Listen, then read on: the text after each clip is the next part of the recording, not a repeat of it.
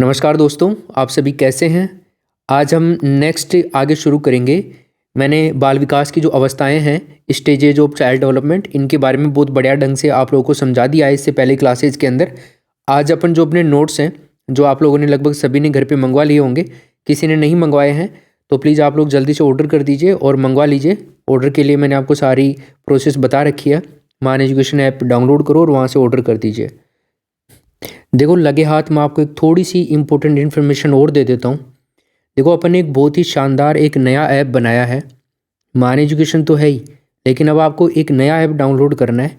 इसमें मैं आपको बता देता हूँ, आपकी जो लाइव क्लासेज है ना वो चलने वाली हैं और ये क्लासेज बिल्कुल फ्री रहेगी दोस्तों। ऐप का नाम क्या है? आरपीएससी हिंदी। क्या नाम है दोस्तों? RPSC Hindi teachers exam. और यहाँ पर आप लोगों को फ्री में स्पेशल क्लासेस दी जाएंगी। अब जो स्पेशल क्लास है वो आज होने वाली है, सबसे पहली स्पेशल क्लास। कैसे लेनी है?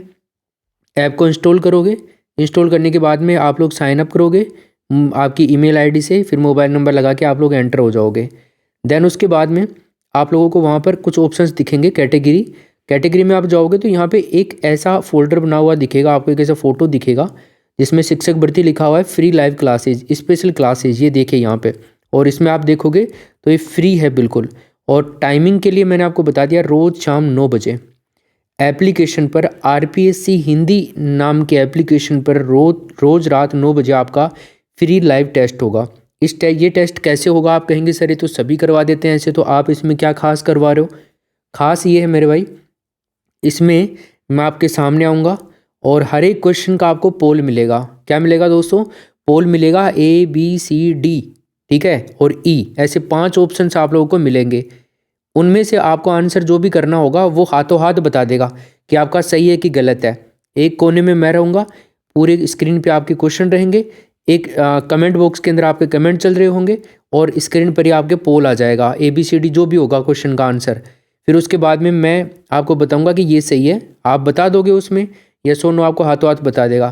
फिर देखो, सबसे इम्पोर्टेंट बात, जब अपनी क्लास ख़त्म होगी उस टाइम में आप लोगों की सबकी रैंक आ जाएगी, हाथों हाथ रैंक दिखाएगा कि आपने कितने क्वेश्चन सही किए, कौन सा क्वेश्चन आपने गलत किया, कौन सा आपने सही किया, सब कुछ रैंक लाइव क्लास में आपको दिखा दी जाएगी। तो बड़ा इंटरेस्टिंग होने वाला है। एक क्लास के अंदर आप ज़रूर आना, फिर आपका मन करेगा बार बार क्लास लेने का। इतना बढ़िया तरीके से एप्लीकेशन को डिजाइन किया हमने, ठीक है। तो जैसे आप फ्री पे क्लिक करोगे, लाइब्रेरी में चले जाएगा आपका, और फिर लाइब्रेरी में गो टू लाइब्रेरी करोगे ना तो वहाँ पर ये आपका दिख जाएगा, ये वाला दिख जाएगा। अब इसमें टाइमिंग, जो पहली अपनी क्लास हो रही है ना इस एप्लीकेशन में, जो फर्स्ट क्लास हो रही है स्पेशल क्लास फ्री, वो हो रही है रात को 9 बजे 14 दिसंबर। और ये पेपर करवाया जाएगा रीट एग्ज़ाम के लिए, हिंदी का मॉडल पेपर। तो आप लोगों को सबको आना है इसके अंदर, ठीक है। स्टार्ट कर दोगे रात को 9 बजे टाइम पे ही आप लोगों को आ जाना है। चलो अब शुरू करते हैं। ऐप का नाम याद है, आरपीएससी हिंदी। लोगो देख लीजिएगा, ये वाला लोगो आपको देख करके ऐप को डाउनलोड कर लेना है, डिस्क्रिप्शन में भी आपको लिंक मिल जाएगा। ओके, फिर भी अगर किसी को कोई प्रॉब्लम आए तो आपको क्या करना है, ये मोबाइल नंबर है, इस मोबाइल नंबर के ऊपर आपको व्हाट्सअप कर देना है। नोट से संबंधित या फिर क्लास से संबंधित कोई इशू आए तो मैं आपका रिजोल्व कर दूंगा। यहाँ पे इस मोबाइल नंबर पे आप लोग व्हाट्सअप करना है बस केवल, ठीक है। चलो अब शुरू करते हैं। बाकी ये कोर्स मैं आपका कब पूरा कराऊंगा इसके ऊपर एक वीडियो बनाऊंगा, जल्दी आप लोगों को बता दूंगा, ठीक है ना। चलो, तो विकास की अवस्थाओं की अपन बात कर रहे हैं। तो देखिए, विकास की अवस्थाओं में सबसे पहले अगर अपन देखते हैं, यहाँ पे लिखा हुआ है डेवलपमेंट, जो स्टेजेज हैं डेवलपमेंट की, उसकी एक बालक का विकास विभिन्न अवस्थाओं से होकर के गुजरता है। विभिन्न अवस्थाएं मतलब अलग अलग अवस्थाओं से होकर गुजरता है। जैसा कि अपन ने बात करी थी, जो बालक का विकास है वो सबसे पहले गर्भावस्था में शुरू होता है, माता के पेट के अंदर। और इसका जो साइकिल होता है वो लगभग 9 महीने का होता है। और मैंने आपको बताया था कि लगभग 280 दिन साइकोलॉजी की भाषा के अंदर माना जाता है। अब कितने, क्या अधिकतम कितने होते हैं, कम से कम कितने होते हैं, ये अपन अभी आगे पढ़ने वाले हैं, यहाँ पे देखेंगे इन सब चीज़ों को, है ना भाई। देखो, तो बालक का विकास जो होता है ना, अलग अलग अवस्थाओं से होकर गुजरता है। अब पहली जो अवस्था है वो है गर्भावस्था आपकी, और इसको अपन क्या बोलते हैं, गर्भावस्था को? गर्भावस्था को दोस्तों अपन बोल देते हैं प्रेगनेंसी। क्या बोल देते हैं भाई? प्रेगनेंसी बोल देते हैं, ठीक है। उसके बाद में शैशवावस्था आती है, यानी कि जो अपनी इन्फेंसी स्टेज होती है वो आ जाएगी। तो मैं यहाँ पे लिख देता हूँ इन्फेंसी। उसके बाद में बाल्यावस्था आ जाती है अपनी, और बाल्यावस्था को मैं यहाँ पर लिख देता हूँ चाइल्डहुड। और किशोर अवस्था जो है आपकी एडल्टहुड, ठीक है, ये किशोर अवस्था होगी। इस तरह से ये 4 अवस्थाओं से जो बालक का विकास है वो होता है। अलग अलग अवस्थाओं में कौन कौन सा विकास होता है, किस तरह से होता है, कितना तेज गति से होता है, कितना धीरे होता है, ये सब मैंने आपको बता दिया है। लेकिन फिर भी अपन और बढ़िया ढंग से पढ़ने वाले हैं इस चीज़ को।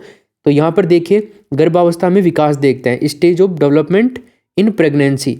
तो प्रेगनेंसी में अगर अपन विकास की बात करते हैं तो सबसे पहले भ्रूण के निर्माण की प्रक्रिया का प्रारंभ होता है, ठीक है। Embryo formation process. अगर फॉर्मेशन प्रोसेस की बात करते हैं अपन भ्रूण की, तो इसमें क्या होता है ना, सबसे पहले जो शुक्राणु होता है, कौन सा शुक्राणु, पुरुष का शुक्राणु अंडाणु में प्रवेश करता है महिला के, ठीक है। दोनों के मिलने से एक आकृति बनती है और उस आकृति को कहा जाता है दोस्तों युक्ता। तो इस आकृति का नाम आप लोगों को पता होना चाहिए। इस आकृति को क्या कहते हैं दोस्तों, युक्ता कहा जाता है, ठीक है। और ये युक्ता आकृति किस तरह से बनती है, शुक्राणु और अंडाणु के मिलने से, दोनों के मिलने से जो आकृति बनती है एक रूप ले लेती है और उसी को क्या कहते हैं, युक्ता कहते हैं। उसके बाद में दोस्तों अगर अपन बात करते हैं बीजावस्था, सीड स्टेज आती है इसके अंदर। इसमें क्या होता है ना, जो भ्रूण होता है उसके लगभग 15 दिन की अवस्था को क्या कहा जाता है, बीजावस्था कहते हैं। भ्रूण मतलब बोले तो एम्ब्रियो की बात कर रहे हैं अपन। पीयूष ग्रंथि जो होती है इसके कम सक्रिय होने पर व्यक्ति बौना रह जाता है। पीयूष ग्रंथि को मास्टर ग्रंथि भी कहा जाता है। बाकी सारी ग्रंथियों को नियंत्रित करने का काम पीयूष ग्रंथि का ही होता है। एक होती है थायराइड ग्रंथि। तो थायराइड ग्रंथि के अधिक सक्रिय होने से तनाव में रहता है व्यक्ति। तो जिन व्यक्तियों की थायराइड ग्रंथि अधिक सक्रिय होती है वो तनाव युक्त व्यक्ति होते हैं, और पीयूष ग्रंथि कम सक्रिय होती है वो बौने रह जाते हैं। अगर अपन बात करते हैं गर्भावस्था की न्यूनतम टाइम पीरियड की, तो गर्भावस्था का जो न्यूनतम टाइम पीरियड होता है वो होता है 180 दिन, लगभग 25 सप्ताह आपको पूछ सकता है। और गर्भावस्था में अधिकतम अगर आपसे पूछे तो 330 दिन। वैसे सामान्य रूप से माना जाता है 280 दिन। कितना माना जाता है, 280 दिन, लगभग 47 सप्ताह और आपका 330 दिन के आसपास आता है, जो कि अधिकतम होता है आपका गर्भावस्था का। लेकिन मनोविज्ञान में 9 महीने का समय 280 दिन का माना जाता है लगभग। बालक की अपेक्षा बालिका का गर्भ काल जो होता है वो अधिक होता है। गर्भ में अंगों के बनने की जो शुरुआत होती है 2 महीने के अंदर होती है। गर्भ में पूर्ण शिशु का बन जाना मतलब पूरा शिशु गर्भ के अंदर लगभग 6 महीने में बन जाता है। पहले भी अपन ने सारी चीज़ें देख लिया। और प्रोजेस्टेरोन एक हार्मोन होता है दोस्तों जो कि गर्भधारण के लिए जिम्मेदार होता है। शैशवावस्था की बात करते हैं, गर्भावस्था की बात हो गई है। शैशवावस्था यानी कि इन्फेंसी, जन्म से लेकर के 5 से 6 साल तक का ये टाइम पीरियड होता है। और इन्फेंसी स्टेज के जो अन्य नाम है वो है तीव्र विकास की अवस्था। इसमें जो डेवलपमेंट होता है बहुत फास्ट होता है। भावी जीवन की आधारशिला यानी कि जो फ्यूचर लाइफ का फाउंडेशन होता है, फाउंडेशन ऑफ फ्यूचर लाइफ, तो भावी जीवन की आधारशिला। सीखने का आदर्श काल यानी कि सीखने का आदर्श काल जिसको अपन कह सकते हैं आइडियल पीरियड फॉर लर्निंग। और खिलौनों की जो अवस्था है वो आपकी टॉय स्टेज हो जाएगी, और एक आपका इन्फेंसी स्टेज इसको कहा जाता है। तो ये 4-5 नाम याद रखोगे। एक तो इस अवस्था में तेज विकास होता है। भावी जीवन की आधारशिला मतलब बच्चे का बचपन में ही पता लग जाता है, शैशवावस्था में पता लग जाता है कि ये बच्चा क्या बनने वाला है। तो बच्चे की जो आधारशिला है वो बचपन में ही पड़ जाती है शैशवावस्था में, कि किस तरफ जाने वाला है इस बच्चे का भविष्य। सीखने का आदर्श काल माना जाता है, सबसे सही टाइम होता है सीखने का, सर्वाधिक बच्चा इसी उम्र में सीखता है। और खिलौनों की अवस्था बच्चा खेल खेल में सीखता है, तो इसको खिलौनों की टॉय एज भी कहा जाता है, ठीक है। 2 से 6 वर्ष की उम्र होती है पूर्व बाल्यावस्था, इसको आप खिलौनों की एज भी कह सकते हो, 2 से 6 वर्ष तक की एज को। आगे अपन बात करें कुछ परिभाषाओं की, कुछ डेफिनेशंस की। तो परिभाषाओं की अगर बात करते हैं तो अतार्किक चिंतन की अवस्था किसने बताया है, जीन पियाजे ने। अतार्किक चिंतन, एक तो होती है आपकी लॉजिकल थिंकिंग, तार्किक चिंतन, और एक होता है अतार्किक चिंतन। अतार्किक चिंतन को अपन कह सकते हैं दोस्तों इरेशनल थिंकिंग। क्या कह सकते हैं, इरेशनल थिंकिंग कह सकते हैं। तो अतार्किक चिंतन की अवस्था शैशवावस्था को जीन पियाजे ने कहा था, याद रखिएगा। उसके बाद में शैशवावस्था भावी जीवन की आधारशिला है, ऐसा फ्राइड ने कहा था। भाई शैशवावस्था जो है भावी जीवन की आधारशिला है, ऐसा फ्राइड ने कहा। और अतार्किक चिंतन की अवस्था जीन पियाजे ने कहा कि बच्चा यहाँ पे तर्क के साथ में चिंतन नहीं करता है, तर्क वितर्क की जो क्षमता होती है वो डेवलपमेंट नहीं हो पाता है बच्चे में, अतार्किक चिंतन करता है, मतलब बिना सोचे समझे बच्चा कुछ भी बोल सकता है, कोई वो नहीं है। शैशवावस्था तीव्र विकास की अवस्था है, ऐसा वाटसन ने कहा था। तो तीव्र विकास की अवस्था ऐसा किसने कहा भाई, ऐसा कहा वाटसन ने कहा। तो ये सब चीज़ें इसके अन्य नामों के आधार पर भी देखी जा सकती हैं, ठीक है। उसके बाद में अगला है वैलेंटाइन। वैलेंटाइन ने कहा कि शैशवावस्था जो है सीखने का आदर्श काल है, ठीक है। तो सीखने का जो आदर्श काल कहा वो वैलेंटाइन ने कहा, ये भी इसका नाम निकल करके आ गया। सहस्वावस्था खतरनाक और अपीली काल भी होता है, ऐसा हरलोक ने कहा। तो सहस्वावस्था को खतरनाक काल किसने कहा, अपीली काल किसने कहा, हरलोक ने। अपीली काल क्यों कहा, क्योंकि बच्चा जो है ना बार बार एक दूसरों को बोल करके, परिवारजनों को बोल करके, अपील कर करके उनसे काम करवाता है, अपीली काल कह दिया। खतरनाक काल क्यों कहा, क्योंकि सहस्वावस्था में जो बच्चा होता है ना उसका बहुत ज़्यादा ध्यान रखना पड़ता है, इसलिए हरलोक ने सहस्वावस्था को खतरनाक अपीली काल कहा है। तो ये सहस्वावस्था के कुछ इंपॉर्टेंट फैक्ट थे, परिभाषाएं थी। अब आगे अगर अपन देखते हैं तो सहस्वावस्था के अंदर प्रमुख विकास जो होता है ना उसको देख लेते हैं। प्रथम सप्ताह के अंदर बच्चे का वजन घटता है। जब डिलीवरी हो जाती है ना तो डिलीवरी के दिन से लेकर के लगभग 7 दिन तक बच्चे का जो वेट है, आप सोच रहे हो क्यों घट रहा है, ये नेचुरल प्रोसेस होती है। बच्चे का वातावरण बिल्कुल चेंज होता है, हो जाता है। पहले बच्चा माँ के गर्भ में होता है और बाद में बाहर आ जाता है इस दुनिया के अंदर। तो बच्चे के अंदर ज्योग्राफिकली देखा जाए तो एनवायरनमेंट चेंज हो जाता है, और एनवायरनमेंट चेंज होने की वजह से बच्चे का जो वजन है वो घटता है पहले सप्ताह के अंदर। जन्म के समय शिशु का जो वजन है वो 7 पाउंड का होता है, मतलब फिक्स नहीं है, जरूरी नहीं है 7 पाउंड ही हो वेट बच्चे का जब डिलीवरी होती है, लेकिन इसके आसपास होता है। और सामान्य जो माना जाता है ना वो 7 पाउंड माना जाता है। अगर 7 पाउंड को अपन केजी के अंदर कन्वर्ट करें तो 3.175 केजी होता है दोस्तों, किलोग्राम होता है। ठीक है ना भाई, याद रखिएगा इस चीज़ को आप लोग। ओके, तो उसके बाद में आता है एक शिशु के हृदय की जो धड़कन होती है वो होती है 140 बार धड़कती है 1 मिनट के अंदर। हमारी जो सामान्य अगर बात करें अपन एडल्ट की तो वो 72 होती है। ठीक है।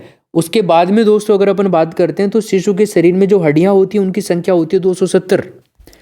अब अगर अपन बात करें शिशु के भार जो होता है ना, टोटल भार शिशु का जो टोटल वेट होता है बच्चे का, उसका 23% क्या होती है, मसल्स होती है, मांसपेशियां होती हैं। याद रखेगा इस चीज़ को आप लोग। तो टोटल भार का 23% तो मांसपेशियां होती हैं। शिशु के मस्तिष्क का जो वजन होता है ना वो 370 ग्राम होता है। ओके। उसके बाद में जन्म के समय पहला संवेग जो होता है वो उत्तेजना होता है, ब्रिजेश मनोवैज्ञानिक हैं उनके अनुसार। तो यहाँ पर काफ़ी सारी चीज़ें हैं। सबसे पहली चीज़ तो अपन ने क्या देखी, यहाँ पर देखा अपन ने जन्म के समय शिशु का वजन 7 पाउंड, लगभग 3 किलो के आसपास। जन्म के समय एक शिशु के हृदय की धड़कन 140 बार धड़कती है 1 मिनट के अंदर। शिशु के शरीर में हड्डियाँ 270 पाई जाती हैं। उसके बाद में शिशु के भार का 23% मांसपेशियाँ होती हैं। शिशु के मस्तिष्क का वजन जो होता है 370 ग्राम होता है। जन्म के समय पहला जो संवेग है वो उत्तेजना है ब्रिजेश के अनुसार। इसके अलावा हम बात करें सहस्वावस्था में सर्वाधिक सक्रिय रहने वाला जो संवेग है वो क्रोध है। सर्वाधिक सक्रिय रहने वाला क्रोध है संवेग, ध्यान रखना भाई, इस संवेग के बारे में इंपॉर्टेंट है ये।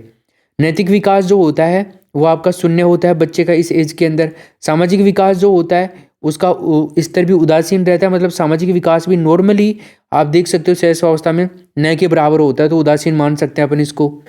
तो आपको ध्यान रखना है जो मोरल डेवलपमेंट है और सोशल डेवलपमेंट है तो सहस्वावस्था में दोनों ही न के बराबर होते हैं, बिल्कुल शून्य होते हैं, जीरो होते हैं। ठीक है। और सर्वाधिक जो सहस्वावस्था के अंदर सक्रिय रहने वाला संवेग है, इमोशन है, वो है आपका क्रोध, एंगर। उसके बाद में हम बात करें सहस्वावस्था में ही बालक भविष्य का आधार निर्माण करता है।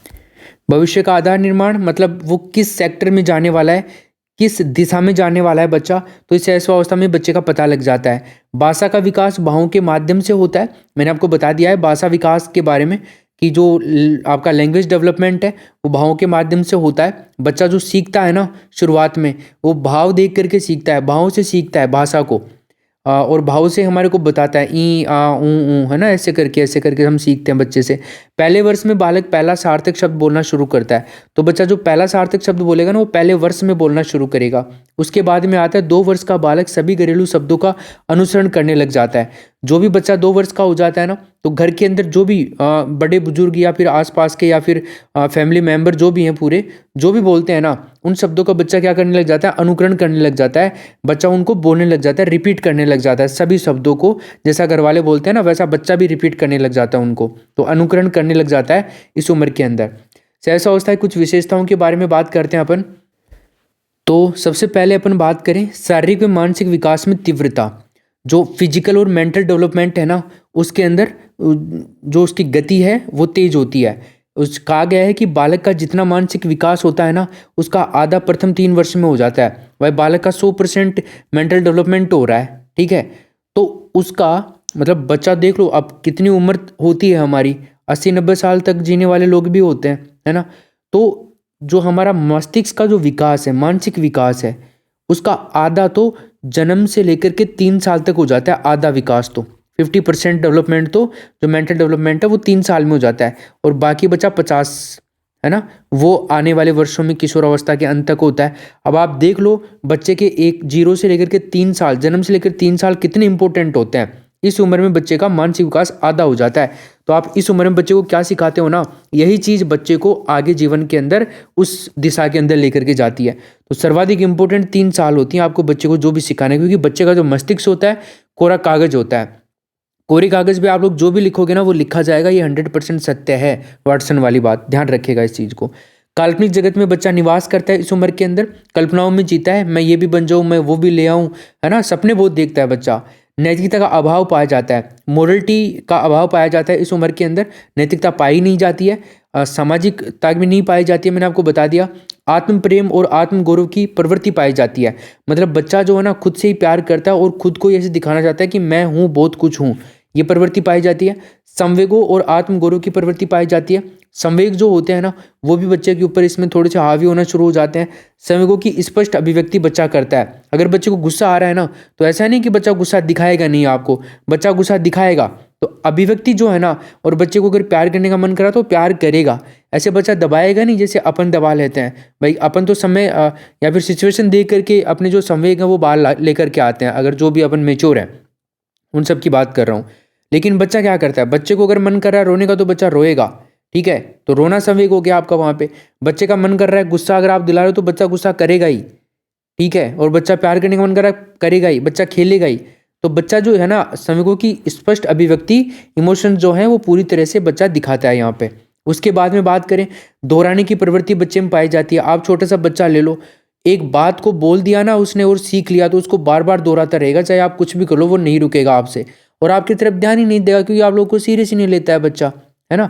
ये सारी विशेषताएं। एक होती है काम प्रवृत्ति, जैसे अंगूठा चूसना, दांतों से काट लेना, ये सब काम प्रवृत्ति के अंतर्गत आते हैं शैशवावस्था के अंदर। लिंग पहचान करना, बच्चा मेल और फीमेल के अंदर भी डिफरेंस करना शुरू कर देता है। नकारात्मक व्यवहार भी बच्चा करने लग जाता है इस उम्र के अंदर, ठीक है।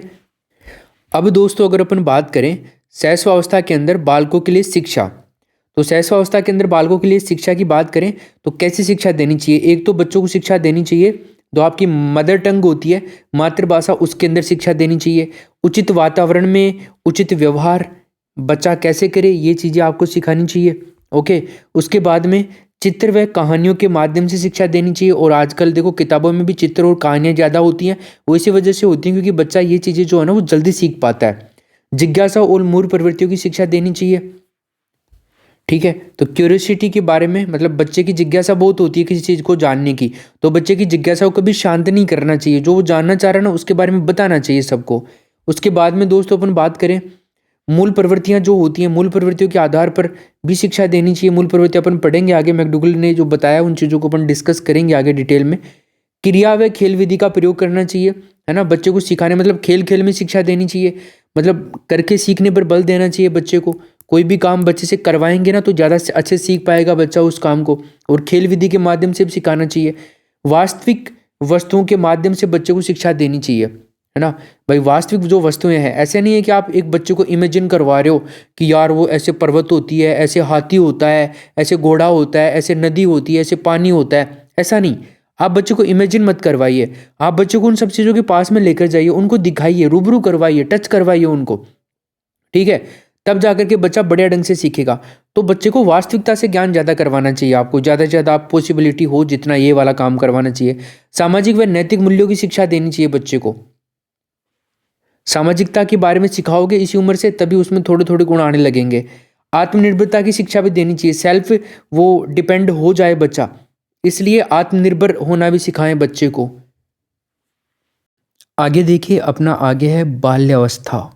चाइल्डहुड की बात करें तो चाइल्डहुड को देखो 2-3 तरह से देखा जाता है हालांकि इसको। एक तो आपका 6 से लेकर के 12 वर्ष टोटल जो एज मानी जाती है बाल्यावस्था की, नॉर्मली जो ज़्यादा मत हैं वो इसी एज को लेकर के हैं, 6 से लेकर के 12 तक। और इससे पहले अपन ने बहुत सारी चीज़ें देख ली हैं इसके बारे में। इसके अलावा 6 से लेकर के 12 को 2 कैटेगरी में डिवाइड किया गया है, एक तो 6 से 9 तक और एक 10 से 12 तक। तो 6 से 9 तक का जो टाइम पीरियड होता है ना, ये होता है आपका संचय काल। दूसरा 10 से 12 तक का जो होता है ये होता है आपका परिपक्व काल। संचय काल का मतलब हो गया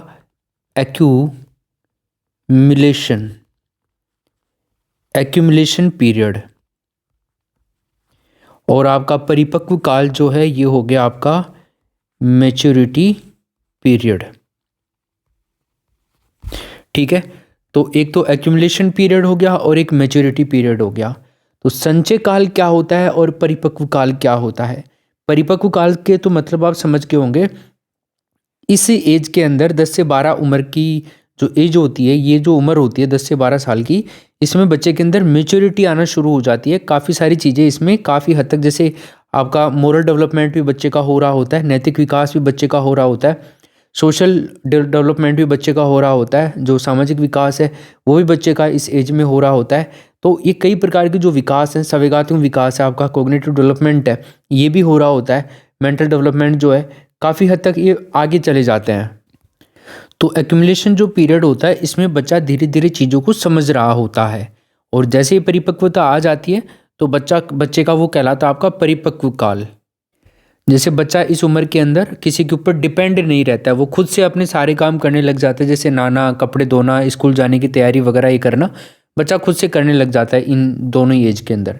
आगे हम बात करते हैं तो बाल्यावस्था के कुछ अन्य नाम भी हैं, चाइल्डहुड के कुछ अन्य नाम हैं। जैसे इस एज को क्या कहा जाता है? गेम एज कहा जाता है। क्या कहा जाता है भाई? गेम एज कहते हैं इसे। गेम एज क्यों कहा जाता है? क्योंकि बच्चा इस उम्र के अंदर खेल खेल के अंदर शिक्षा लेता है और खेलना ज़्यादा पसंद होता है। लड़के लड़कियों के साथ में खेलती हैं और लड़के जो होते हैं लड़कों के साथ में खेलते हैं। मतलब मेल मेल के साथ में खेलेगा और फीमेल फीमेल के साथ में खेलने में ज़्यादा इंटरेस्ट दिखाती हैं इस एज के अंदर। इसी एज को गैंग, टोली या मंडली एज भी कहा जाता है। क्यों कहा जाता है? क्योंकि ये जो एज है, इस एज के अंदर बच्चे समूह में रहना पसंद करते हैं। ओके, मिथ्या परिपक्वता का काल भी कहा जाता है इस एज को, और ये मिथ्या परिपक्वता का काल किसने कहा? रोस ने कहा। देखो, अब मिथ्या परिपक्वता का काल रोस ने कहा, इन्होंने कहा कि जो बाल्यावस्था है उसके लास्ट में मिथ्या परिपक्वता की अवस्था हम लोग कहेंगे, और इस अवस्था में बच्चा जो सोचता है वो धीरे धीरे परिपक्व हो रहा होता है और बड़े लोगों की तरह कार्य करता है या फिर व्यवहार करता है, और इसी अवस्था को क्या कहा जाता है? आभासी परिपक्वता की अवस्था भी कहा जाता है। इस एज के अंदर यौवन के लक्षण दिखाई देने लग जाते हैं। बच्चा अपनों से बड़े लोगों की तरह व्यवहार करने का या फिर कार्य करने की कोशिश करने लगता है, अपने भाई बहन से झगड़ा करने लगता है। बालक का जो दृष्टिकोण है वो यहाँ पर यथार्थवादी होता हुआ दिखाई देता है। रियलिस्टिक मतलब पहले तो बच्चा सपनों में खोया रहता था पहले की उम्र में, इससे पहले, लेकिन अभी बच्चा क्या है ना, वास्तविकता को जान गया है तो वो रियलिस्टिक चीज़ों के ऊपर ज़्यादा फोकस कर रहा है, यथार्थवादी बन रहा है। एक आभासी की अपन ने बात करी, आभासी परिपक्वता का काल भी कह सकते हैं हम इसको, मतलब आभासी मतलब वर्चुअल काल भी कह सकते हैं, टाइम पीरियड भी कह सकते हैं। एक ये जीवन का निर्माणकारी काल होता है। जीवन का निर्माणकारी काल कैसे होता है कि बच्चा क्या बनने वाला है, बच्चे की किन चीज़ों में रुचि होती है, बच्चा किन चीज़ों को ज़्यादा महत्व देता है, इन सब बातों का पता लग जाता है इस एज के अंदर। तो ऐसी बात कही है फ्राइड ने कि जीवन का निर्माणकारी काल जो है वो बाल्यावस्था होता है। तो अगर पूछ ले आपसे कि बताइए बाल्यावस्था को जीवन का निर्माणकारी काल किसने माना, तो आप बताएंगे फ्राइड ने माना।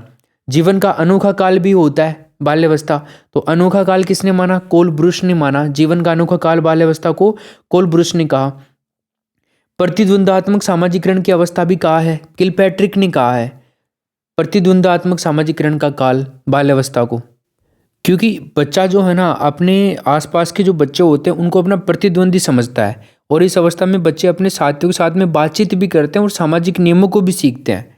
बाल्यावस्था में बच्चे जो होते हैं विद्यालय के अंदर जो सोशल यानी कि सामाजिक, बौद्धिक और जो फिजिकल स्किल्स हैं वो सब भी सीखते हैं। तो इसलिए इसको क्या कहा जाता है? प्रतिद्वंदात्मक सामाजिकरण का काल कहा जाता है। किसने कहा प्रतिद्वंदात्मक सामाजिकरण का काल? किलपैट्रिक ने कहा। तो 4 मनोवैज्ञानिक आप लोग को यहाँ पे याद करने हैं, रोस, फ्राइड, कोलब्रुश और किलपैट्रिक। तो रोस ने तो क्या कहा है भाई? रोस ने कहा है कि मिथ्या परिपक्वता का काल जो है वो बाल्यावस्था है, रोस ने कह दिया। फ्राइड ने कह दिया कि जीवन का निर्माणकारी काल है। जीवन का अनोखा काल कोलब्रुश ने कह दिया। प्रतिद्वंदात्मक सामाजिकरण का काल किलपैट्रिक ने कह दिया। अब बात करते हैं आगे आ जाता है विद्यालय आयु जो मानी गई है ना बच्चे की, प्लेयर जोन्स के अनुसार, तो ये मानी गई है 6 से 10 वर्ष की। कि बच्चे को इस उम्र से पहले विद्यालय नहीं भेजना चाहिए, और वैचारिक क्रिया जो है बच्चे की वो शुरू हो जाती है 7 से 12 की एज के अंदर पियाजे के अनुसार। तो पियाजे ये मानते हैं कि जो वैचारिक क्रिया करने लग जाता है बच्चा, वैचारिक क्रिया बोले तो आइडियोलॉजिकल एक्शन, क्या दोस्तों, आइडियोलॉजिकल एक्शन। तो आइडियोलॉजिकल जो एक्शंस बच्चा करता है वो 7 से 12 की उम्र में करता है, और ये पियाजे ये मानते हैं। और आज का आपकी स्कूल एज जो मानी जाती है वो मानी जाती है 6 से 10 वर्ष की उम्र को प्लेयर जोन्स के अनुसार। आगे हम देखते हैं बाल्यावस्था के अंदर विकास। चाइल्डहुड के अंदर अगर अपन डेवलपमेंट की बात करें तो कई प्रकार का डेवलपमेंट होता है, मैंने आपको पहले बता दिया है। एक तो नैतिक विकास प्रारंभ हो जाता है, मोरल डेवलपमेंट स्टार्ट हो जाता है इस एज के अंदर, आपको ध्यान रखना है। सामाजिक विकास का भी प्रारंभ हो जाता है, सोशल डेवलपमेंट भी इस एज के अंदर हो जाता है। तार्किक चिंतन भी बच्चा प्रारंभ कर देता है, लॉजिकल थिंकिंग भी बच्चा यहाँ पर प्रारंभ कर देता है। 9 वर्ष के बाद होती है लेकिन लॉजिकल थिंकिंग, ये आपको ध्यान रखना है। चौथी बात अपन देखें तो 7 वर्ष की आयु तक दूध के जो दांत होते हैं उनका गिरना और स्थायी दांतों का निकलना भी प्रारंभ हो जाता है। ये बात अपने दूध के दांतों की बात अपन ने कर भी ली थी, लेकिन अभी आप यहाँ पर भी देख सकते हैं। इसके अलावा 5वां पॉइंट है पलटकर जवाब देने की प्रक्रिया का विकास हो जाता है बच्चे के अंदर। बच्चा जो होता है, हम कुछ भी बात करते हैं ना तो बच्चा है ना हमारे को जवाब देना शुरू कर देता है पलट करके, ठीक है। पहले, इससे पहले क्या होता था बच्चे के साथ में, बच्चे को अपन कुछ भी कहते थे बच्चा सुन लेता था, ठीक है, ज़्यादा ध्यान नहीं देता था, अपने को ज़्यादा सीरियस नहीं लेता था। लेकिन अभी यहाँ पर बच्चे के अंदर क्या है ना, थोड़ी सी चीज़ें डेवलप हो जाती हैं, थोड़े से विकास डेवलप हो जाते हैं। जैसा कि अपन ने बात किया, नैतिक विकास हो जाता है, सामाजिक विकास प्रारंभ हो जाता है, तार्किक चिंतन बच्चा शुरू कर देता है। यही कारण है कि बच्चा पलट करके भी हमारे को जवाब देना शुरू कर देता है। भाई कई बार नहीं होता, आप कोई बच्चा जो है वो खेल रहा होता है और आप कहते हैं अरे मत खेलो तू लाग जा ली तेरे, जनाब बच्चा कौन की कई बार लाग जावा दो तो टेंशन मतलब मैं तो खेलू लो है कौन जाए। तो ये होता है पलट करके जवाब देने की प्रक्रिया का विकास बच्चे के अंदर हो जाता है। उसके बाद में बाल्यावस्था में अस्थिरीकरण की प्रक्रिया शुरू हो जाती है। अस्थिरीकरण मतलब विभिन्न हड्डियों के मिलने की प्रक्रिया। देखो अभी अपन ने क्या देखा था ऊपर कि बच्चे के अंदर शुरुआत में कितनी हड्डियां होती हैं, 270 देखी थी। लेकिन क्या अपन जो मनुष्य हैं, सामान्य इंसान जो होता है, अपन एवरेज अपन बात करें तो 22-23 साल के अपन लोग मान लेते हैं कि हैं हम लोग, ठीक है, या फिर 25 साल के हम लोग। तो इस एज के अंदर क्या होता है, जो हमारी हड्डियों की संख्या है क्या 270 है या फिर इससे कम है या फिर बढ़ गई है? आप लोग मेरे को कमेंट में इस सवाल का जवाब दो। देखें, देखो वैसे तो हड्डियों की कई सारे यहाँ पर चीज़ें हैं बताने को आपको, लेकिन नॉर्मली माना जाता है 270 से लेकर के 300 हड्डियाँ बच्चे के अंदर पाई जाती हैं, है ना। ऐसा कोई फिक्स नहीं है कि 270 ही पाई जाएगी, 270 से लेकर के 300 तक का आंकड़ा नॉर्मली बताया जाता है। तो अगर अपन एक वयस्क व्यक्ति की बात करें, एडल्ट की बात करें, तो बॉडी के अंदर एक अक्षीय कंकाल आता है। क्या आता है दोस्तों? अक्षीय कंकाल। तो अक्षीय कंकाल के अंदर जो हड्डियों की संख्या पाई जाती है ना दोस्तों, वो पाई जाती है 80। कितनी? 80। और अगर अपन वही वयस्क व्यक्ति के शरीर के उपांग जो होते हैं, उपांग कंकाल तंत्र, उपांग कंकाल तंत्र की अगर अपन बात करें दोस्तों, तो इनकी हड्डियों की संख्या होती है इसमें 126। अगर अपन हाथ की हड्डियों की बात करें तो हाथ की हड्डियों में 8, और एंकल जो हैं इनके अंदर 23 हड्डियां पाई जाती हैं। ये चीज़ें आप लोग लिख लेना भाई नोट्स के अंदर, जहाँ पर भी देखो ये काफ़ी जगह खाली पड़ी है, यहाँ पे जो मैं लिखा रहा हूँ ना इन चीज़ों को लिख लेना आप लोग, ठीक है। जहाँ पर भी आपको जगह दिखे इनको लिख करके क्या किया करो आप लोग। जैसे ये चीज़ लिख लिया आपने, आभासी परिपक्वता मैंने बताया तुम्हारे को, तो ये मैंने बताया तो इसको आप लोग लिख लोगे और इसके चारों तरफ क्या बना दोगे, ऐसे एक लाइन बना दीजिएगा, ताकि आपको पता रहे कि आपने ये चीज़ ऐड करी है। और इन चीज़ों को ऐसे ऐड करके ऐसे गोला कर दो, ताकि आपको जब चलते हुए आप रिविजन भी करोगे ना एग्जाम टाइम में नोट से, तब समस्या नहीं आने वाली है आप लोगों को, ठीक है। ओके, और रिस्ट के अंदर आपके 8 होती हैं। आप इसको कलाई भी कर सकते हो, रिस्ट मतलब हाथ को तो छोड़िए आप लोग, और रिस्ट कर लो आप, है ना इसको। ओके, आगे चलते हैं। तो यहाँ पे अपन देखें तो बाल्यावस्था के अंदर देखो मांसपेशियों का जो भार है ना, कुल वजन का 27 से 30% होता है। शैशवावस्था में कितना हो रहा था, याद आ रहा है क्या आपको? शैशवावस्था के अंदर 23% था ना, कुल बॉडी के भार का जो मसल्स का वेट था वो 23% था। लेकिन बाल्यावस्था में बढ़ गया है, कितना बढ़ गया है? 27 से 30 हो गया है। मतलब 4 से लेकर के आपका 4 से लेकर के ओके टोटल 3 और बढ़ा दीजिए 7, 4 से लेकर के 7% बढ़ गया है। बाल्यावस्था के अंदर आते आते। आगे अपन बात करते हैं बाल्यावस्था की विशेषताओं की। तो बाल्यावस्था जो है इसके अंदर कौन कौन सी विशेषताएं पाई जाती हैं देखते हैं। एक तो मानसिक व शारीरिक विकास में स्थिरता पाई जाती है। देखो, बच्चे का जो शारीरिक विकास होता है, मैंने आपको स्टार्टिंग में बता दिया था कि जो बाल्यावस्था होती है ना, इसमें जो विकास होता है ना बच्चे का, वो रुक सा जाता है, ठीक है। और फिर जैसे ही किशोर अवस्था शुरू होती है तो बालक का विकास शैशवावस्था की तरह स्पीड से बढ़ने लगता है, चाहे वो आपका मानसिक विकास हो चाहे वो आपका शारीरिक विकास हो। ओके, इसके अलावा वास्तविक जगत में बच्चा निवास करता है, मतलब जो रियलिटी है ना उसके अंदर ही बच्चा जीता है। बच्चे को काफ़ी सारी चीज़ें समझ में आ जाती है, क्योंकि इस उम्र के अंदर बच्चे का मानसिक विकास, नैतिक विकास, जो आपका सोशल डेवलपमेंट है, मोरल डेवलपमेंट है, ये सब जो विकास हैं, इमोशंस हैं, वो भी बच्चा यहाँ पे समझने लग जाता है, गुस्से पे भी कंट्रोल करने लग जाता है, काफ़ी चीज़ें बच्चा समझता है, कहना भी मानने लग जाता है। काल्पनिक भय का अंत हो जाता है। जो बच्चा अब से पहले भय के अंदर जीता था ना कि चुड़ैल आ जाएगी, शेर आ जाएगा, खा जाएगा, उस भय का भी धीरे धीरे यहाँ पर अंत हो रहा होता है। काम प्रवृत्ति की न्यूनता यहाँ पर पाई जाती है। इसके अलावा निरुद्देश्य भ्रमण की प्रवृत्ति भी पाई जाती है बच्चों के अंदर। निरुद्देश्य भ्रमण से मतलब है, आप कई बार नहीं देखते हो बच्चे हैं ना अपने दोस्तों के साथ में पता नहीं कहाँ कहाँ भग जाते हैं, उनका कोई उद्देश्य नहीं होता है, कोई गोल नहीं होता है, लेकिन फिर भी वो लोग कई जगह पे जाना पसंद करते हैं, बहुत सारी जगह पे ऐसे ही चले जाते हैं, उनका कोई टारगेट नहीं होता है कि अपने को वहाँ चलना है, बस चल देते हैं, फिर कहीं जाना है वो बात की बात है। और तो ये वाली प्रवृत्ति पाई जाती है इस एज के अंदर। समलैंगिक सामूहिक खेलों के अंदर रुचि लेते हैं बच्चे। समलैंगिक का मतलब है जो बॉय होते हैं वो बॉय के साथ में खेलते हैं और जो गर्ल्स होती हैं वो गर्ल्स के साथ में खेलती हैं। बहिर्मुखी व्यक्तित्व का विकास हो जाता है यहाँ पे इस एज के अंदर। बहिर्मुखी व्यक्तित्व से यहाँ पर मतलब है दोस्तों एक्सट्रोवर्ट पर्सनैलिटी। एक्सट्रोवर्ट पर्सनैलिटी, ठीक है।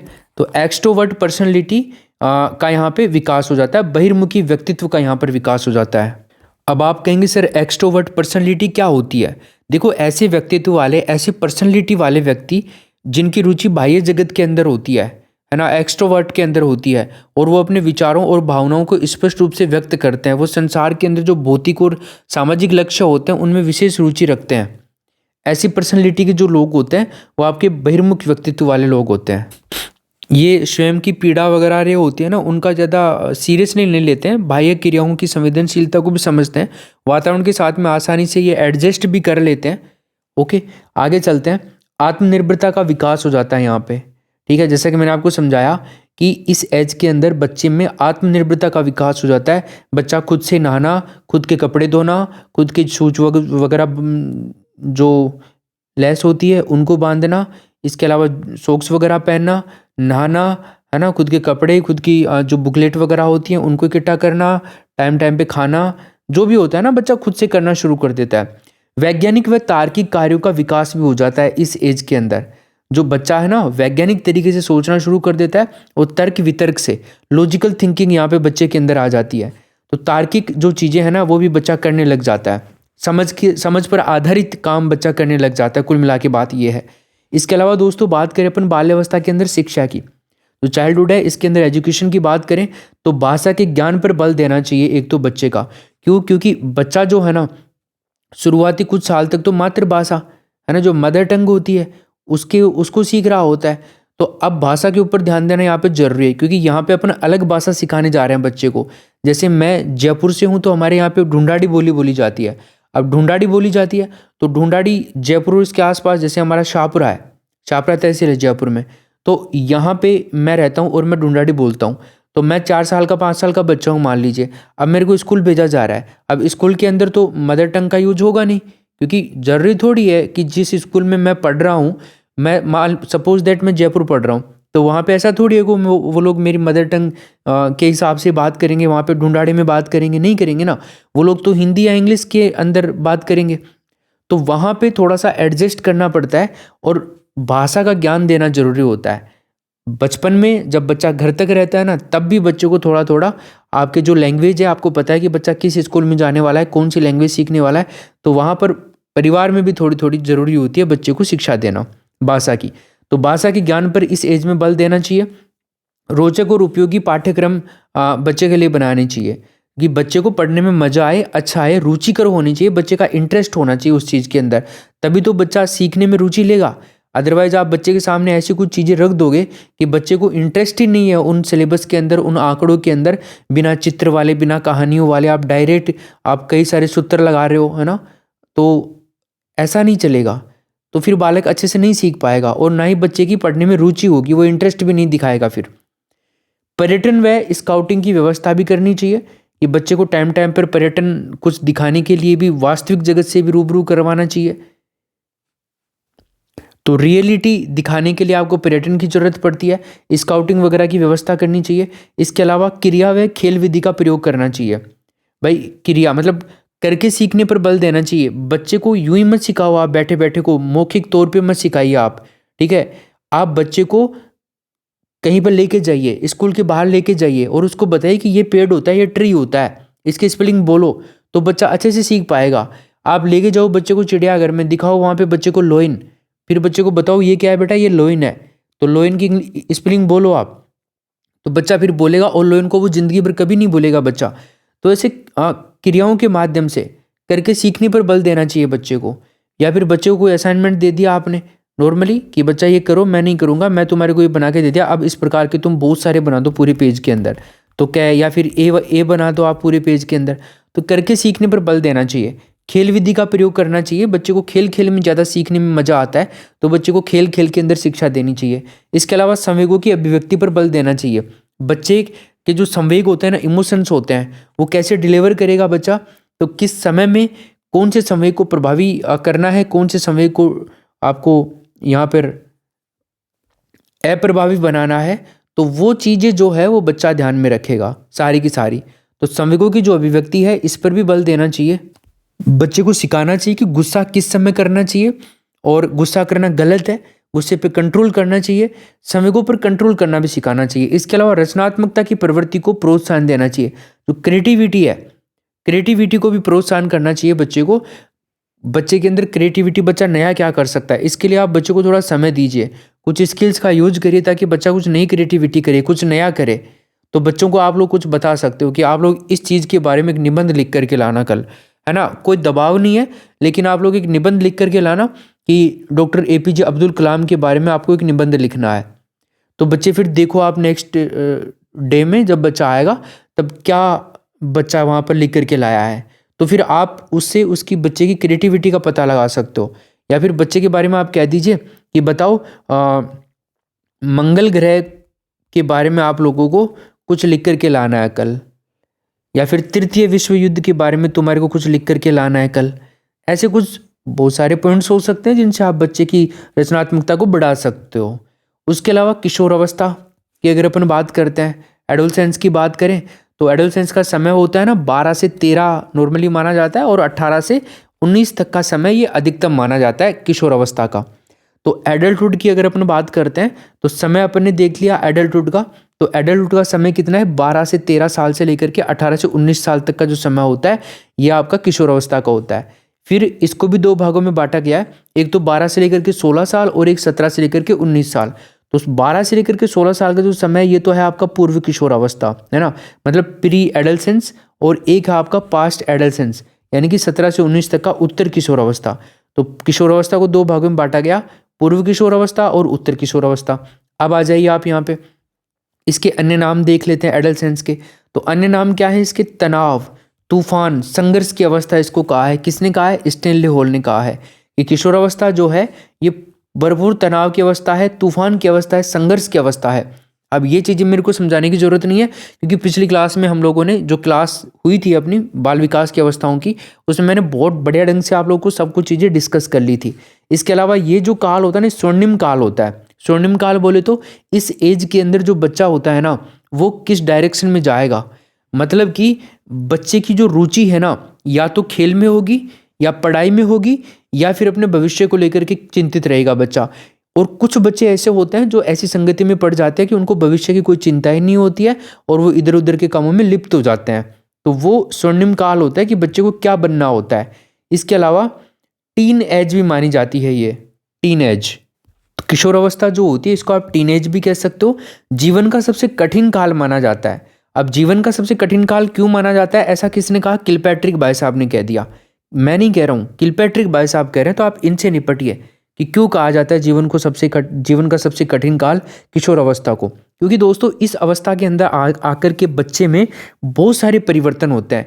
फिजिकल चेंजेस बच्चे के अंदर बहुत सारे हो रहे होते हैं। बच्चा होता है और लड़कियां जो होती हैं वो डर जाते हैं अचानक से। जैसे मैंने आपको बताया था, पीरियड्स वाली प्रॉब्लम हो जाती है बच्चों के, तो वो वैसे डर जाती हैं, है ना। मुंह जो होता है बच्चों की, दाढ़ी आने लग जाती है, बाल आने लग जाते हैं चेहरे पे वगैरह पे, है ना। कई सारी चीज़ें हो जाती हैं। और लड़कियों में भी बहुत सारे बदलाव आते हैं, लड़कों में बहुत सारे बदलाव आते हैं। तो इसलिए ये सबसे कठिन काल माना जाता है। इसके अलावा किशोर वर्तमान तथा भावी जीवन की आशा होते हैं। जो एडल्ट होते हैं वो प्रेजेंट और इन फ्यूचर लाइफ के अंदर क्या होते हैं, एक होपफुली काम करते हैं। तो ऐसा कहा था क्रो एंड क्रो ने। किसने कहा था भाई? क्रो एंड क्रो ने कहा था। क्या कहा था? कि जो किशोर होते हैं वो वर्तमान तथा भावी जीवन की क्या होते हैं? आशा होते हैं। वर्तमान का जीवन और भावी जीवन, भविष्य, ये देश इनके ऊपर ही टिका हुआ होता है। किशोरावस्था बाल्यावस्था से निकल करके आई है, ऐसा किसने कहा? जर्ज शेल्डन ने कहा कि किशोरावस्था जो है ये बाल्यावस्था से निकल करके आई है। भाई बात भी सही है, बाल्यावस्था के बाद में तो शुरू होती किशोर अवस्था, तो इसलिए ऐसा कहा गया कि किशोर अवस्था जो है वो बाल्यावस्था से निकल करके आई है। तो जर्ज शेल्डन ने ये वाली बात कह दी। उसके अलावा किशोर अवस्था व्यक्त करने वाला एक शब्द है, परिवर्तन।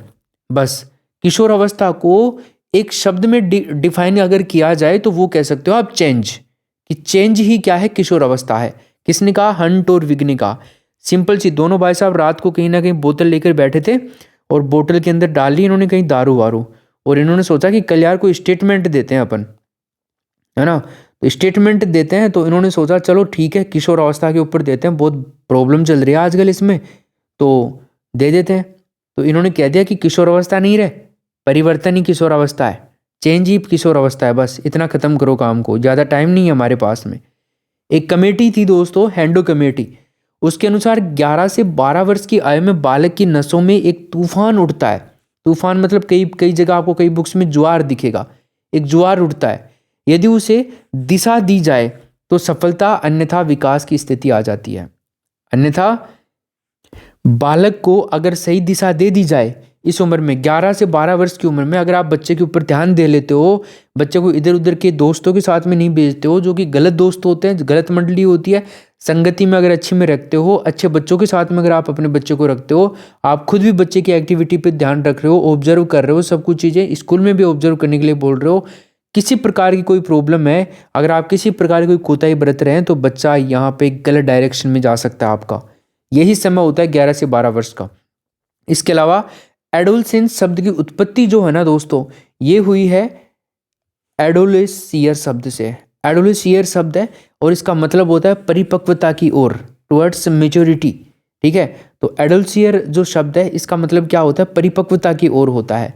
ठीक, उसके बाद में दोस्तों अगर अपन बात करें किशोरावस्था में आने वाली जो समस्याएं होती हैं, कौन सी? किशोरावस्था के अंदर जो प्रॉब्लम्स आती हैं, एडल्सेंस के अंदर जो प्रॉब्लम्स आती हैं, उनको देख लेते हैं एक एक को करके। एक प्रॉब्लम तो है शारीरिक परिवर्तनों की समस्या, जो फिजिकल चेंजेज होते हैं ना, वो बड़ी समस्या है कि लड़कियों में फिजिकल चेंजेज आते हैं, लड़कों में फिजिकल चेंजेज आते हैं। एक होती है मानसिक विकास में जिज्ञासाओं की समस्या, जो मेंटल डेवलपमेंट है उसके अंदर जो क्यूरियोसिटी है, ये प्रॉब्लम भी हो जाती है। जो मस्तिष्क के अंदर बहुत सारी चीज़ें जानने को आतुर रहता है बच्चा इस उम्र के अंदर, कि यार ये क्या हो गया, ये क्या होता है, ये क्या होता है, ये क्या नहीं होता, क्या हो रहा है, अब क्या होगा मेरे साथ में, ये वो कई सारी चीज़ें होती हैं। तो मानसिक विकास के अंदर जिज्ञासाओं की भी समस्या होती है किशोरावस्था में। अपराध प्रवृत्ति की समस्या भी इस उम्र के अंदर हो सकती है। उसके अलावा अपचारिक समस्या, चोरी करना, घर से भाग जाना, तो ये वाली प्रॉब्लम पाई जाती है। इसके अलावा स्थिरता और समायोजन की समस्या भी पाई जाती है। नशा विकार संबंधी समस्या भी पाई जाती है। तो इस एज में ध्यान रखना, स्टेबिलिटी और एडजस्टमेंट की प्रॉब्लम भी पाई जाती है। बच्चा कहीं भी स्टेबल नहीं हो पाता इस एज के अंदर, वो करे तो क्या करे।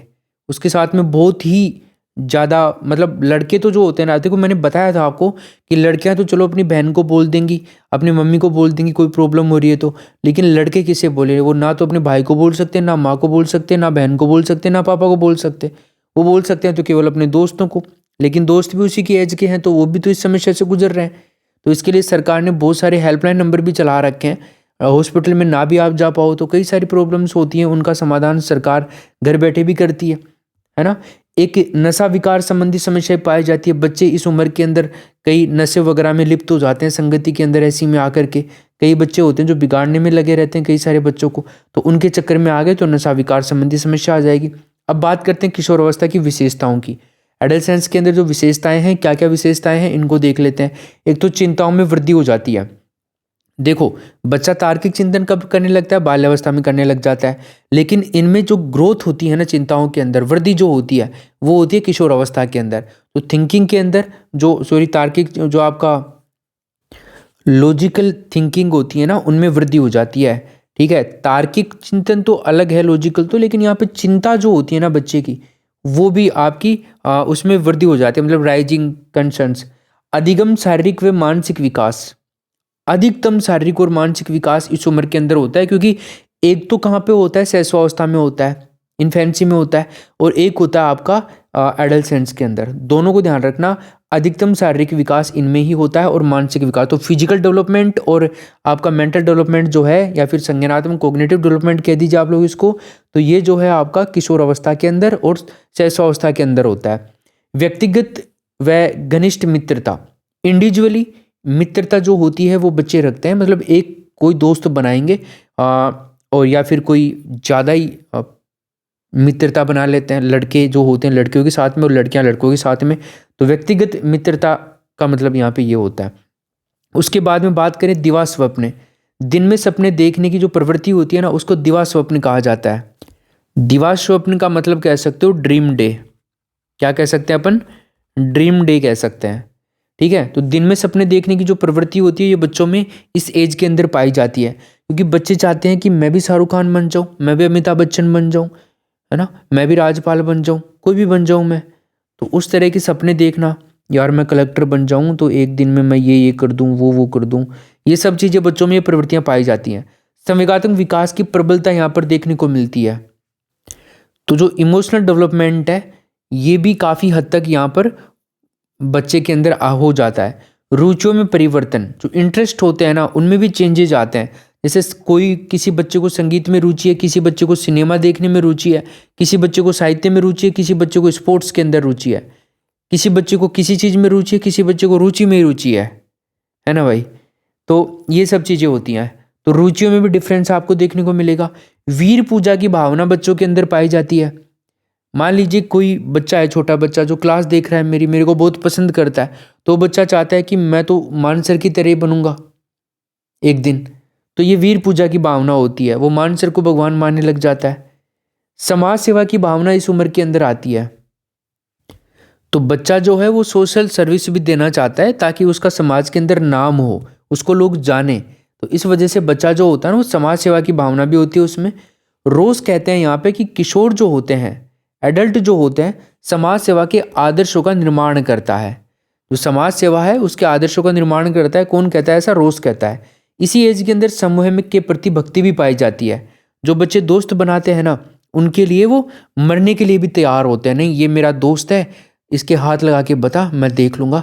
इसको हाथ लगाएगा ना, उससे पहले मेरे को लड़ना पड़ेगा तेरे से, मैं लड़ूंगा तेरे से, या फिर तू मेरे से लड़ेगा पहले। मेरे भाई के अगर हाथ लगा दिया तो तूने, बहुत बुरा होगा, देख लेना। इस तरह की प्रवृत्ति पाई जाती है, समूह के प्रति भक्ति पाई जाती है। स्वतंत्रता व विद्रोह की भावना भी इस एज के अंदर पाई जाती है। ठीक है, उसके बाद में कोल्सनी क्या कहते हैं यहाँ पे देखो, अच्छे समझना। कोल्सनी क्या कहते हैं कि जो किशोर होते हैं, एडल्ट होते हैं, वो प्रोडो को अपने मार्ग में बाधा समझते हैं। ये जो स्टेटमेंट है ना, ये 2-3 बार एग्जाम में पूछ लिया गया है, तो तुम ध्यान रखना। ऐसा किसने कहा था कि किशोर किशोर ऐसे मानते हैं कि जो प्रौढ़ होते हैं, बड़े बुजुर्ग जो होते हैं ना, वो उनके मार्ग में बाधा समझते हैं। उनको कैसे समझते हैं? जैसे आपके दादाजी हैं।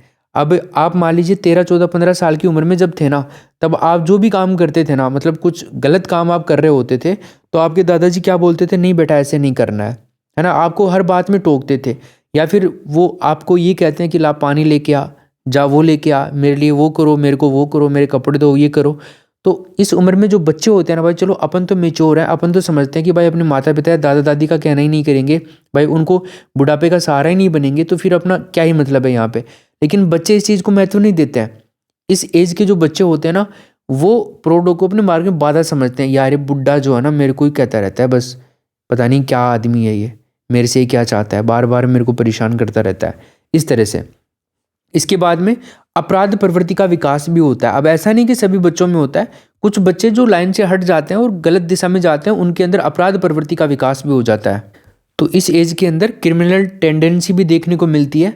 वैलेंटाइन क्या कहते हैं, देखो वैलेंटाइन के बारे में आपको देखना है। किशोरावस्था अपराध प्रवृत्ति का नाजुक समय है। तो आपको ध्यान रखना है भाई, एडल्टहुड को अपराध प्रवृत्ति का क्रिटिकल टाइम किसने माना है, अगर आपसे पूछ ले तो आप क्या बताएंगे, वैलेंटाइन ने माना है। ठीक है, आगे देखें, काम प्रवृत्ति की परिपक्वता जो होती है वो इस एज के अंदर पाई जाती है। अब काम प्रवृत्ति को लेकर के 3 बातों पे अपन चर्चा करेंगे। एक तो आत्म प्रेम, जो हम नार्सिज्म नाम देते हैं, एक समलैंगिक प्रेम और एक विषम लैंगिक प्रेम। तीनों ही तरह के प्रेम पाए जाते हैं भाई। एक तो आत्म प्रेम होता है, जो खुद से जो व्यक्ति प्रेम करता है वो आत्म प्रेम कहलाएगा। एक समलिंगी प्रेम का मतलब हो गया जो बॉय होते हैं वो बॉय से, और जो गर्ल्स होती हैं वो गर्ल्स से प्यार करती हैं, मतलब दोस्ती में जो प्यार होता है ना, वो वाली बात कर रहा हूँ मैं। एक विषमलिंगी प्रेम होता है, जो बॉय होता है वो गर्ल्स से प्रेम करता है और गर्ल्स जो होती हैं वो बॉय से करती हैं।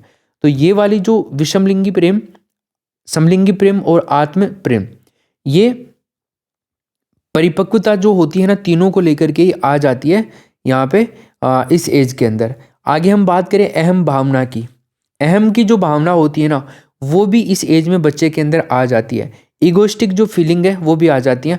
अब ईगोस्टिक फीलिंग के अंदर 2 चीज़ें हैं, एक तो काल्पनिक श्रोता होता है और एक व्यक्तिगत दंत कथा। अब काल्पनिक श्रोता की अगर अपन बात करते हैं तो स्वयं की कमी की ओर बार बार ध्यान जाना, खुद की जो कमी होती है ना बच्चे की, उसकी ओर बार बार ध्यान जाना, तो बच्चा इससे प्रॉब्लम में फंस जाता है। तो अहम की भावना पाई जाती है ना, गलती नहीं हो जानी चाहिए बस। व्यक्तिगत दंत कथा जो है, स्वयं के प्रति यह भाव कि कोई मुझे समझ नहीं सकता। घर में ऐसा ही तो होता है ज़्यादातर कि कोई भी मेरे को नहीं समझता। वो ऐसे समझता है बच्चा कि मैं तो बहुत होशियार हूँ, बहुत समझदार हूँ, लेकिन फिर भी घर में मेरी कोई बात ही नहीं सुनता है। तो ये व्यक्तिगत दंत कथा का एग्जाम्पल है। आप व्यक्तिगत दंत कथा को बोल सकते हो पर्सनल लेजेंड। पर्सनल लेजेंड बोल सकते हो कि खुद के प्रति ये भाव कि कोई मुझे समझ नहीं सकता। आगे अपन बात करते हैं दोस्तों, किशोर अवस्था के अंदर जो विकास होता है ना, डेवलपमेंट होता है जो चाइल्डहुड के अंदर, या है ना, एडोलेसेंस के अंदर, तो इसके जो सिद्धांत है, थियरीज हैं, वो देखते हैं। सबसे पहला जो है ना वो है आकस्मिक विकास का सिद्धांत। कौन सा है? आकस्मिक विकास के सिद्धांतों को दिया था स्टेनले हॉल ने। इनकी एक बुक थी एडोलेसेंस। इसी बुक के अंदर आकस्मिक विकास का सिद्धांत दिया था, मतलब एमरजेंट एवोल्यूशन की थ्योरी दी थी। और ये जो थ्योरी है इसमें कहा गया था कि जो परिवर्तन होते हैं ना वो अचानक होते हैं। जो चेंजेज होते हैं ना वो कैसे होते हैं दोस्तों? सडनली होते हैं। किसने कहा ऐसा? ऐसा कहा स्टेनले हॉल ने किशोरावस्था में। इसके अलावा दूसरा है क्रमिक विकास का सिद्धांत, ठीक है, थियरी ऑफ एवोल्यूशन। तो जो क्रमिक विकास का सिद्धांत है इसमें कहा गया है कि जो परिवर्तन होते हैं ना वो धीरे धीरे होते हैं। बताया भी तो था मैंने तुम्हारे को। तो जो परिवर्तन होते हैं वो कैसे होते हैं दोस्तों? ग्रेजुअली होते हैं। ग्रेजुअली होते हैं परिवर्तन जो भी होते हैं वो। क्रमिक विकास के सिद्धांत के अकॉर्डिंग ये बताया गया। और क्रमिक विकास का सिद्धांत किसने दिया था? थॉर्नडाइक ने, होलिंगवर्ग ने और किंग ने। 3 लोगों को याद रखोगे, एक तो राजा था, एक होलिंगवर्ग था और एक थॉर्नडाइक था। किंग, थॉर्नडाइक और होलिंगवर्ग। कौन सा सिद्धांत दिया था? क्रमिक विकास का सिद्धांत, थियरी ऑफ एवोल्यूशन। इसमें क्या कहा गया कि जो चेंजेज होते हैं ना वो ग्रेजुअली होते हैं, धीरे धीरे होते हैं। इसके अलावा मनोलैंगिक सिद्धांत की अगर अपन बात करते हैं तो मनोलैंगिक सिद्धांत किसने दिया था? फ्रायड ने दिया था, ठीक है। तो अगर आपसे पूछ ले कि साइकोसेक्सुअल थ्योरी किसने दी थी, तो फ्रायड ने दी थी। उसके बाद में मनोसामाजिक विकास की अगर अपन बात करते हैं, जिसको अपन कह सकते हैं साइको सोशल थ्योरी, ये थ्योरी दी थी दोस्तों एरिक इरिक्सन ने। बस नाम याद रखना, एक तो आपकी मनोलैंगिक सिद्धांत फ्रायड ने दिया, मनोसामाजिक सिद्धांत एरिक इरिक्सन ने दिया। ये बहुत इंपॉर्टेंट सिद्धांत है सारे के सारे। अब देखिए आप, थोड़ा सा मैंने एक डायग्राम बनाया है, आप लोग ध्यानपूर्वक इस डायग्राम को देख लेना, अच्छे से आपको याद कर लेना है इसको। अब देखो, एक तरफ शैशवावस्था है, एक तरफ बाल्यावस्था है, एक तरफ किशोरावस्था है। अब यहाँ पे अगर देखा जाए तो सबसे पहले बाहर की बात आती है, फिर लंबाई की आती है, फिर दांत की आती है, फिर सिर की आती है, फिर मांसपेशियों के बाहर की आती है, मसल्स के बाहर की आती है, फिर हड्डियों की आती है, बोन्स की आती है। तो सबसे पहले अपन बाहर की बात करें, अगर अपन वेट की बात करते हैं दोस्तों, तो शैशवावस्था के अंदर जो वेट है वो पुरुषों के अंदर तो 7.25 पाउंड होता है और महिलाओं के अंदर 7.13 पाउंड होता है। कोई ज़्यादा फर्क नहीं है, ज़्यादा डिफरेंस नहीं है इस चीज़ को लेकर के। और एवरेज अगर देखा जाए तो लगभग 7 पाउंड होता है 3 किलो के आसपास में, ठीक है। तो ये तो शैशवावस्था में हो गया। अब बाल्यावस्था के अंदर अगर अपन बाहर की बात करते हैं तो ये बाहर चला जाता है दोस्तों बाल्यावस्था में 80 से लेकर के 85 पाउंड। फिर अब 80 से लेकर के 95 पाउंड ये लगभग आपका होता है 45 या 43 के आसपास केजी में अगर कुछ कन्वर्ट करेंगे। और किशोरावस्था में जो पाउंड है ये आपका, सॉरी दोस्तों, 125 कर लेना भाई, किताब के अंदर ही है ना, जो आपका बुक है आपने घर पे मंगवा ली है मान एजुकेशन ऐप से, तो आप क्या करेंगे इसको 125 कर लीजिएगा, ठीक है ना। ये लगभग 55 केजी के आसपास में होता है। इसके बाद में लंबाई, हाइट की बात करते हैं तो किशोरावस्था के अंदर जो हाइट होती है वो 30-30.5 इंच मेल की बढ़ जाती है और 20.3 इंच फीमेल की बढ़ जाती है, लड़कियों की बढ़ जाती है। एवरेज की अगर अपन बात करते हैं तो 50 सेंटीमीटर एवरेज हो जाती है। अगर अपन बात करते हैं दोस्तों बाल्यावस्था में हाइट की, तो 2 से लेकर के 3 इंच और बढ़ जाती है, ये मतलब इंक्रीज हो रहा है, यहाँ पे ध्यान रखिएगा इस चीज़ का। इसके बाद में अगर अपन बात करते हैं यहाँ पे 18 से 21 वर्ष तक मेल की हाइट बढ़ती है, किशोरावस्था के अंदर देखा जाए तो हाइट बढ़ती है, और 16 वर्ष तक फीमेल की हाइट बढ़ती है। ऐसा माना जाता है कि 16 वर्ष के बाद में महिलाओं की हाइट नहीं बढ़ती है और पुरुषों की हाइट 21 वर्ष के बाद में नहीं बढ़ती है, ऐसा कहा जाता है किशोरावस्था के अनुसार। आगे बात करें दांतों की, टीथ जो होते हैं प्रारंभ के 6 महीने में, अगर बात करें 6 महीने से 4 वर्ष तक 20 दूध के दांत आ जाते हैं। कब से?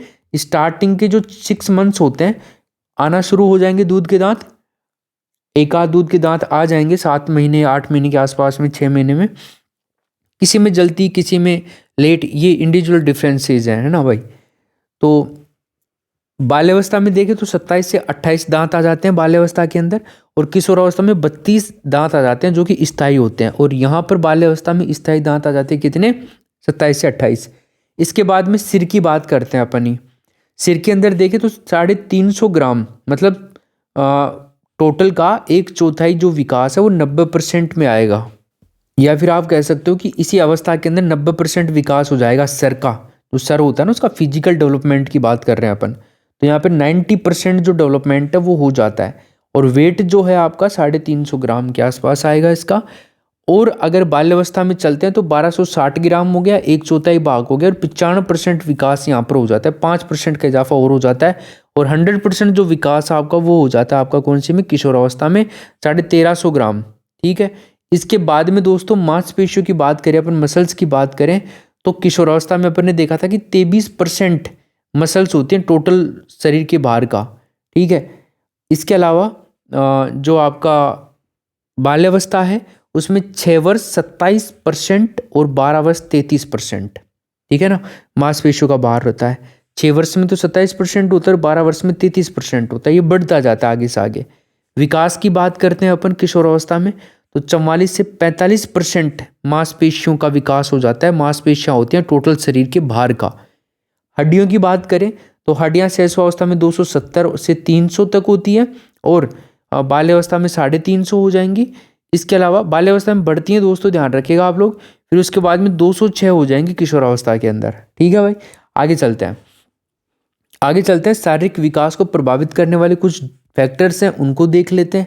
फिजिकल डेवलपमेंट को अफेक्ट करने वाले फैक्टर्स, तो इनमें दोस्तों एक तो है अपना कौन सा? वंशानुक्रम। कौन सा है भाई? वंशानुक्रम है, जिसकी अपन बात कर रहे थे, हेरिडिटी।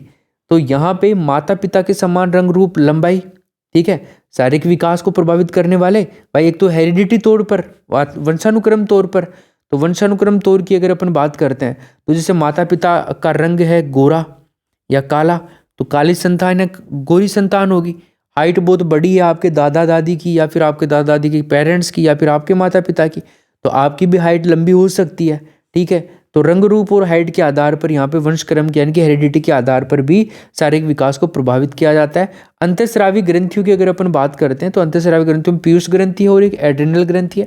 2 ग्रंथियों के नाम याद रखना, पूछ लेता है कई बार कि बताइए इनमें से कौन सी अंतःस्रावी ग्रंथि है और कौन सी नहीं है, तो फिर आपको वहाँ पे बताना होता है। इसके बाद में एक है संतुलित भोजन का प्रभाव। संतुलित जो भोजन होता है उसके प्रभाव की भी बात कर रहा है। अगर बैलेंस डाइट ली जाती है तो शारीरिक विकास जो है ना वो ठीक तरीके से होगा। अगर आप संतुलित भोजन नहीं ले रहे हो तो फिर विकास इधर उधर की बगल निकलेगी आपके, है ना, पेट वेट आना। और दिनचर्या जो आपका डेली रूटीन है वो भी आपकी शारीरिक विकास को प्रभावित करता है। ठीक है, इसके अलावा एक चीज नोट करने वाली है, तारुण्य विकास। तारुण्य विकास होता है दोस्तों 15 से लेकर के 16 साल तक। तारुण्य विकास का मतलब क्या होता है दोस्तों? तारुण्य विकास का मतलब होता है यूथफुलनेस। ठीक है, यूथफुलनेस होता है आपका तारुण्य विकास। ठीक है, 15 से लेकर के 16 साल। विद्यालय तथा अध्यापक पर शारीरिक विकास पर सबसे कम प्रभाव पड़ता है।